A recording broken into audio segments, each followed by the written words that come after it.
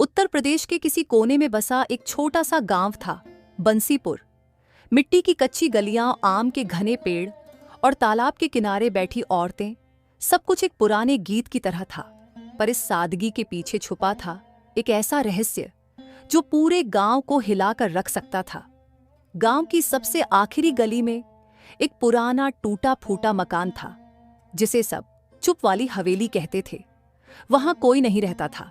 कहते थे 40 साल पहले वहां एक लड़की रहती थी, गोरी पतली, दो छोटी बनाती और आंखों में ऐसी चमक जैसे आसमान में जमी कोई नीली बिजली।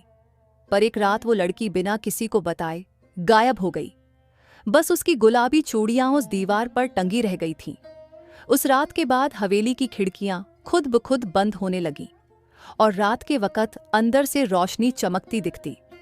गांव वालों ने धीरे धीरे उस हवेली के पास जाना छोड़ दिया। कहानी यहीं खत्म हो जाती अगर वहां 10 साल का आरव न होता। आरव एक साधारण लड़का नहीं था। उसकी मां नहीं थी और बाप रोजी रोटी के लिए शहर चला गया था। वह अपनी दादी के साथ रहता था। बचपन से ही उसे रात के अंधेरे से डर नहीं लगता था। उसे लगता रात में ही तो सबसे ज्यादा सच छिपा होता है। एक दिन स्कूल से लौटते हुए जब उसके दोस्त गोटियां खेल रहे थे, आरव ने देखा कि हवेली की पिछली खिड़की थोड़ी सी खुली है। अजीब बात यह थी कि खिड़की से एक हल्की सी नीली रोशनी निकल रही थी, जैसे बिजली नहीं, कोई और चमक हो। भूत है वहां, दोस्त चिल्लाए। डरपोक हो तुम लोग, आरव बोला और अकेले उस खिड़की की ओर बढ़ गया। हवेली के पास आते ही एक ठंडी हवा चलने लगी। ऐसा लग रहा था जैसे हवेली उसे बुला रही हो। अंदर झांका तो देखा, एक लड़की बैठी थी। पीठ उसकी तरफ थी, बाल 2 चोटियों में गूंथे हुए और उसने गुलाबी रंग की कढ़ाईदार फ्रॉक पहन रखी थी। कमरे में कुछ भी नहीं था सिवाय उसके और उस नीली रोशनी के, जो जैसे उसकी आंखों से फूट रही हो। आरव ने हिम्मत की और बोला, तुम कौन हो? लड़की एकदम से गायब हो गई। कमरे में सिर्फ चूड़ियों की झंझनाहट रह गई। भागकर जब वो दादी के पास पहुंचा तो सांसें फूल रही थीं। दादी ने उसे डांटा, कहा था ना हवेली के पास मत जाना। वो लड़की कोई इंसान नहीं है। वो इंतजार कर रही है किसी ऐसे बच्चे का जो उसका राज खोले। और फिर क्या दादी? जो भी उसके पास गया वो या तो बदल गया या फिर लौटकर नहीं आया। आरव की रात की नींद उड़ गई, पर डर के साथ एक और बात भी जाग गई, जिज्ञासा। अगले दिन स्कूल के बाद उसने एक पुराना पिटारा निकाला जो उसके बाबा छोड़ गए थे। उसमें कुछ पुराने नक्शे थे और एक डायरी जिस पर लिखा था गौरी की आंखों का रहस्य। आरव की उंगलियां कांप गईं। उसने पन्ना पलटा। उसमें लिखा था, वो लड़की कोई आम बच्ची नहीं थी, वह आसमान से आई थी, किसी और दुनिया की दूत। उसकी आंखों में छुपा था एक रहस्य जो समय से परे था। जो भी उस रहस्य को देख ले उसे या तो शक्ति मिलती है या फिर शाप। डायरी के आखिरी पन्ने में लिखा था, अगर कभी कोई बच्चा उसकी आंखों को समझने लगे तो पूरी हवेली जी उठेगी और तब जो होगा वो गांव की किस्मत तय करेगा। आरव डर के बावजूद उस लड़की को फिर से देखना चाहता था, पर इस बार वो अकेला नहीं गया, साथ में ले गया एक आईना, दादी की माला और वो डायरी। अगली रात चुपचाप घर से निकला। हवेली अब भी वैसी ही थी, पर इस बार दरवाजा अपने आप खुला।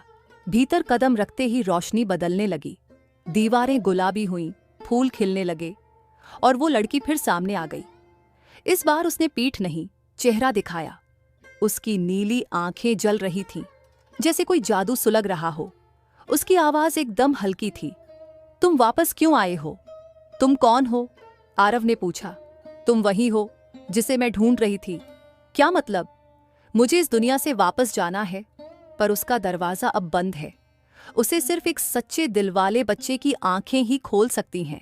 आरव को सब सपना लग रहा था, पर लड़की ने आईना उठाया और जैसे ही उसमें अपनी नीली आंखों की छाया देखी, हवेली हिलने लगी। एक झटका लगा और आरव नीचे गिर पड़ा। जब आंख खुली तो वो एक नई जगह पर था, वही हवेली, पर सब कुछ चमकीला, जीवंत।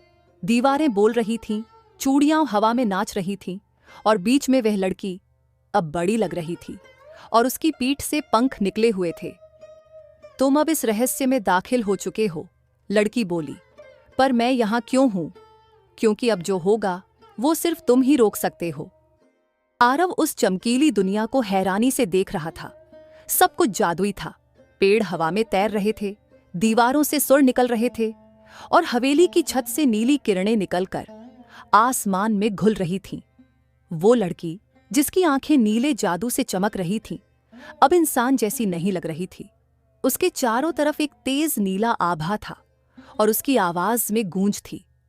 मेरा नाम तारा है, उसने कहा। मैं एक जादुई लोक से आई थी, इंसानों के बीच सिर्फ एक काम से कि मैं इस धरती पर एक गुप्त शक्ति को छिपा सकूं। वो शक्ति जो किसी एक के हाथ लग जाए तो वो पूरी दुनिया को बदल सकता है। तो फिर तुम इस हवेली में क्यों रही? आरव ने पूछा। क्योंकि मैं उस शक्ति की रक्षक बन गई और इसी में मेरी आत्मा बंध गई। तुम्हें मुक्त कैसे किया जा सकता है? सिर्फ एक निर्दोष और सच्चे दिल वाले बच्चे के द्वारा। ऐसा बच्चा जो भय को पार कर सके और जिसने अपने जीवन में कभी किसी को धोखा न दिया हो। आरव कुछ पल चुप रहा। उसे समझ नहीं आ रहा था कि अब क्या करना है। तभी तारा ने हाथ बढ़ाया। उसमें एक छोटा नीला पत्थर था जो हवा में तैर रहा था। ये है वो शक्ति, तारा बोली। इसे छूते ही या तो तुम महान बन सकते हो या सब कुछ खो सकते हो।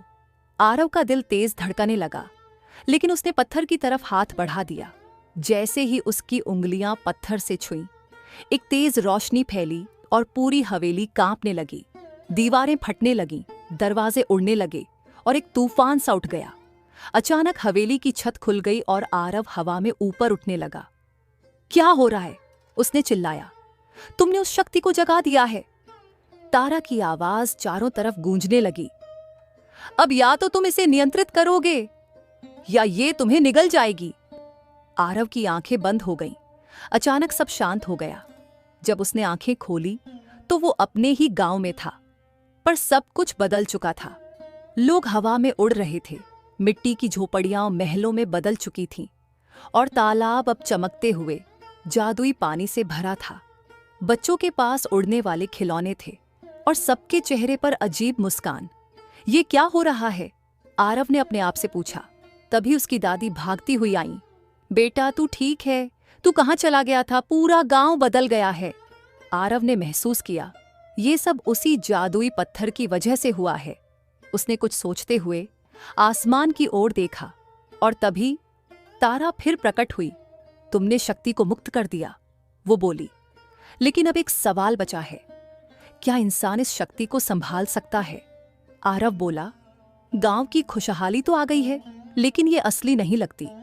ये जादू अगर बेकाबू हो गया तो सब खत्म हो जाएगा। तारा मुस्कुराई। शायद यही तुम्हारी परीक्षा थी। वो आसमान से नीचे उतरी और आरव के सामने खड़ी हो गई। अब तुम्हारे पास दो रास्ते हैं, उसने कहा। या तो तुम इस शक्ति को अपने पास रखो और जीवन चमत्कारी बना दो, या फिर इसे वहीं वापस बंद कर दो जहां से ये आई थी। आरव कुछ सोच में पड़ गया। गांव में अब सब कुछ अच्छा था।